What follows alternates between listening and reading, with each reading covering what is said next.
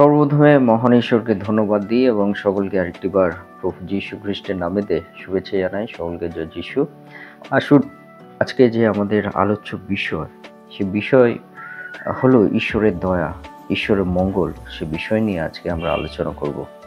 তাই এই মুহূর্তে যতজন ঈশ্বর সন্তানেরা আপনারা যুক্ত হয়েছেন, শুরু থেকে শেষ অবধি ঈশ্বর বাক্য শোনার জন্য অনুরোধ থাকলো। আসুন আমরা এই সময় ঈশ্বর বাক্য শুনি।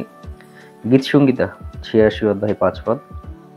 কারণ হে সদাপ্রভু, তুমি মঙ্গলময় ও ক্ষমাবান, এবং যাহারা তোমাকে ডাকে তুমি সেই সকলের পক্ষে দয়াতে মহান। ঈশ্বর বাক্যে আমাদের প্রত্যেককে আশীর্বাদ যুক্ত করুন, আমেন। আজকে আমাদের পিতা ঈশ্বর এই সুন্দর সময় তার দয়া, তার মঙ্গলময়তা, সে বিষয় তিনি আমাদেরকে বলতে চান।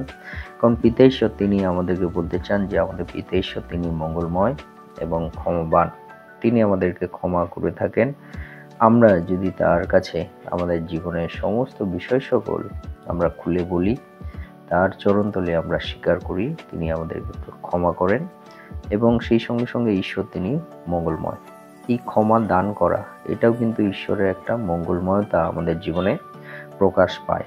তাই ঈশ্বর কিন্তু তিনি আমাদেরকে কিভাবে আমাদের জীবনে মঙ্গল করেন, যখন আমরা তার কাছে আমাদের জীবনকে সমর্পিত আমরা করে দিই, তাকে যখন আমরা ডাকি। কারণ এখানে বাক্যে লেখা আছে যে এবং যাহারা তোমাকে ডাকে তুমি সেই সকলের পক্ষে দয়াতে মহান, আমেন।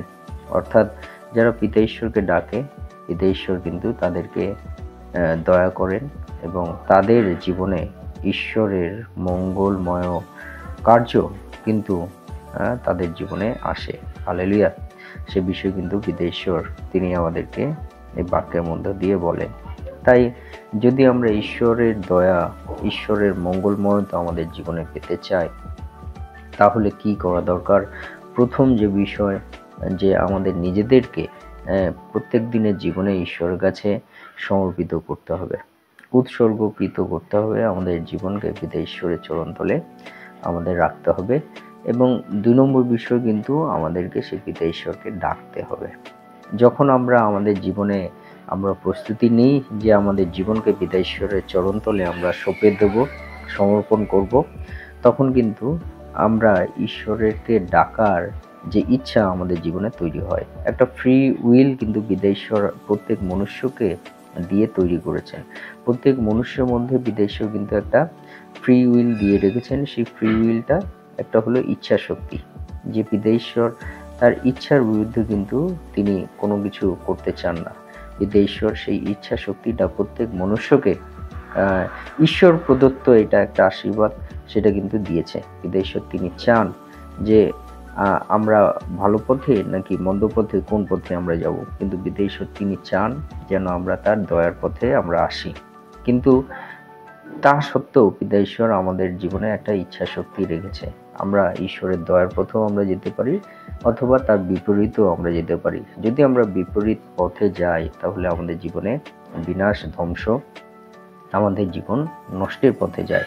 কিন্তু আমরা যদি ঈশ্বরের দয়ার পথে যাই, সেখানে ঈশ্বরের শান্তি, ঈশ্বরের আনন্দ, ঈশ্বরের আশীর্বাদ, ঈশ্বরের আত্মিক দান আমাদের জীবনে আমরা পেয়ে থাকি।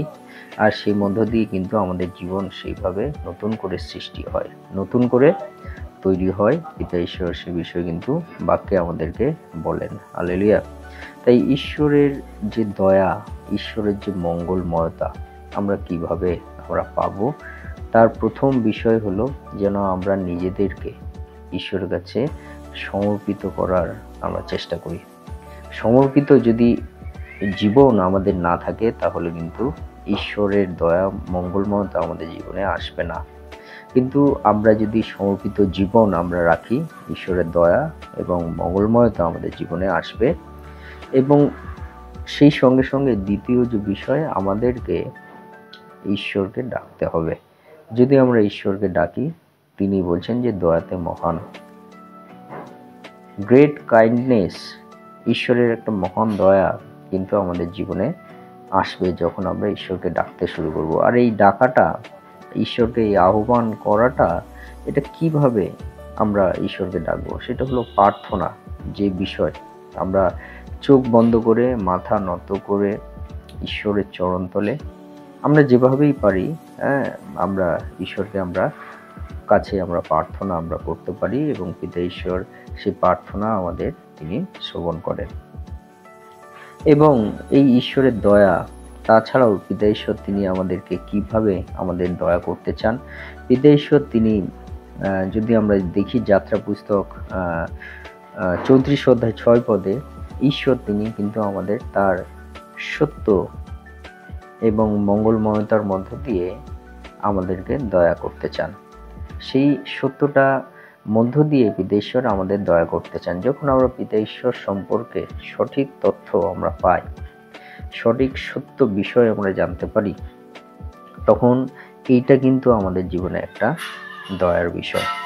আমরা সত্যময় ঈশ্বরকে যখন আমরা জানতে পারি তার বাক্যের মধ্য দিয়ে, এবং এই সত্যটা যখন আমরা জানছি যে আমাদের প্রকৃত ঈশ্বর, আমাদের সত্যময় ঈশ্বর সম্পর্কে, সেইটি কিন্তু আমাদের জীবনে একটা ঈশ্বরের দয়া আসে।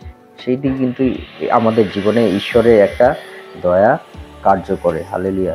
তাই ঈশ্বরের দয়া আমরা কিভাবে পাই? যখন আমরা ঈশ্বর সম্পর্কে সত্য বিষয় জানি, সত্যময় ঈশ্বরকে আমরা চিনতে পারি, সৃষ্টিকর্তা ঈশ্বরকে আমরা চিনতে পারি, পরিত্রাণকর্তা ঈশ্বরকে, যিনি আমাদের পরিত্রাণ দিতে পারেন, সেই ঈশ্বরকে যদি আমরা চিনতে পারি, আমাদের সঠিক পালক, প্রকৃত পালক, মেষপালক, সেই ঈশ্বরকে যখন আমরা চিনতে পারি, যিনি আমাদেরকে বিপদ হইতে রক্ষা করতে চান এই জাগতিক জীবন থেকে, তাকে যখন আমরা চিনতে পারি, সেইটি হলো আমাদের জীবনে যে সত্য প্রকাশ করে।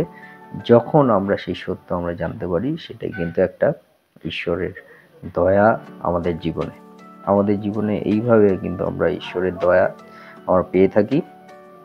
এবং আরেকটি বিষয় যে আমরা ঈশ্বরের দয়া কিভাবে পাই, যখন আমরা দেখি যে আমাদের জীবনে ঈশ্বর আমাদেরকে ত্যাগ করছেন না, আমাদেরকে ধরে রেখেছেন, আমাদেরকে পিতা ঈশ্বর তিনি ত্যাগ করতে চান না, আমাদেরকে যে কোনো মুহূর্তে তিনি আমাদের প্রতিটা মুহূর্তে আমাদের সঙ্গে সঙ্গে এসে আমাদের সঙ্গে তিনি দয়া করে চলেছেন।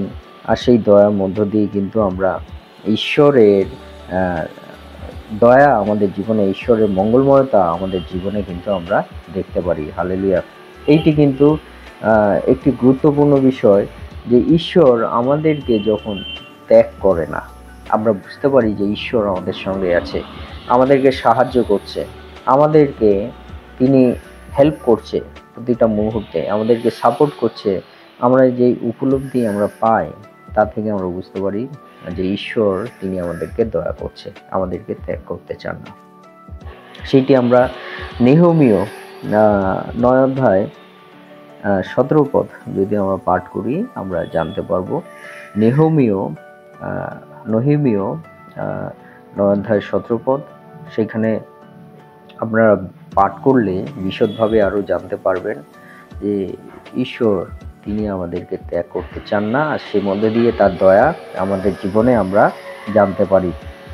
এবং 3 নম্বর বিষয়, ঈশ্বরের দয়া আমরা কিভাবে জানতে পারি, যখন আমরা বিনাশের হস্ত হইতে, ধ্বংসের হস্ত হইতে, নষ্ট জীবন হইতে যখন আমরা উদ্ধার পাই, তখন কিন্তু মনে রাখবেন ঈশ্বর আপনাকে দয়া করেছে।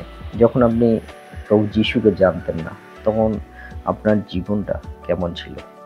তখন একটা বিনাশময় জীবন, নষ্টময় জীবন, শেষ হয়ে যাওয়া একটা জীবন, ধ্বংস হয়ে যাওয়া একটা জীবনের পরিস্থিতিতে আপনি পড়েছেন।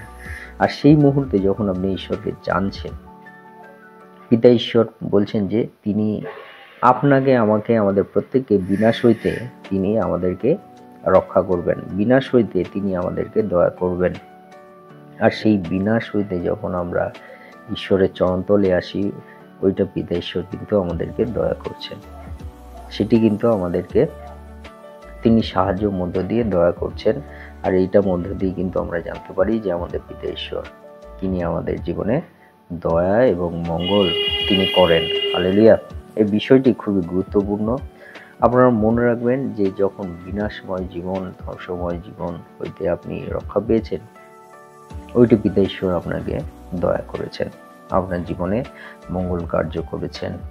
এবং শেষে একটি বিষয় প্রভু যীশু এবং সমরীয় নারীর মধ্য দিয়ে একটা কথা চলেছিল তাদের মধ্যে, সেই মধ্য দিয়ে একটি বিষয়, ঈশ্বরের দয়া বিষয় আপনাদেরকে বলতে চাই। আপনারা যোহন তার 4 অধ্যায় 10 পদ আপনারা পাঠ করলে আপনারা জানতে পারবেন। বিশেষ করে 4 অধ্যায় 1 থেকে 10 পদ আপনারা পাঠ করলে আরও বেশি করে জানতে পারবেন। আর সেখানে প্রভু যীশু তিনি সমরিয়া এক নারীকে তিনি বললেন যে ঈশ্বরের উপহার যদি তুমি জানতে, তাহলে তুমি আমার কাছে যে জীবন জল, তুমি আমার কাছে যদি পান করার জন্য পানীয় চাইতে, তাহলে আমি তোমাকে জীবন জল দিতাম। হালেলুয়া। অর্থাৎ প্রভু যীশু বলছে ঈশ্বরের উপহার যদি তুমি জানতে, তাহলে তুমি যদি আমার কাছে পান করিবার জন্য পানীয় চাইতে, তাহলে আমি তোমাকে পান করার জন্য জীবন জল দান করতাম। হালেলুয়া। অর্থাৎ এই জীবন জল মানে হলো নতুন করে বেঁচে থাকার একটা মুহূর্ত, নতুন করে বেঁচে থাকার জন্য একটা সুযোগ। এই সুযোগটাই হলো জীবন জল, এই সুযোগটাই হলো ঈশ্বরের উপহার আমাদের জীবনে। তাই যতজন আমরা ঈশ্বরের সন্তানেরা, আপনারা শুনছেন, প্রভু যীশু তিনি আপনাকে দয়া করতে চান, আপনাকে ঈশ্বরের উপহার দিতে চান। সেই উপহার হলো নতুন জীবন। আর এই মধ্য দিয়ে কিন্তু আমরা ঈশ্বরের দয়া এবং মঙ্গল আমাদের জীবনে আমরা পেতে পারি। তাই আপনাদেরকে উৎসাহিত করতে চাই, আসুন আমরা ঈশ্বরের সেই দয়া এবং মঙ্গলময়তা আমাদের জীবনে আমরা গ্রহণ করি। ঈশ্বরের বাক্যে আমাদের প্রত্যেককে আশীর্বাদযুক্ত করুন। আমেন। জয় যিশু, জয় যিশু।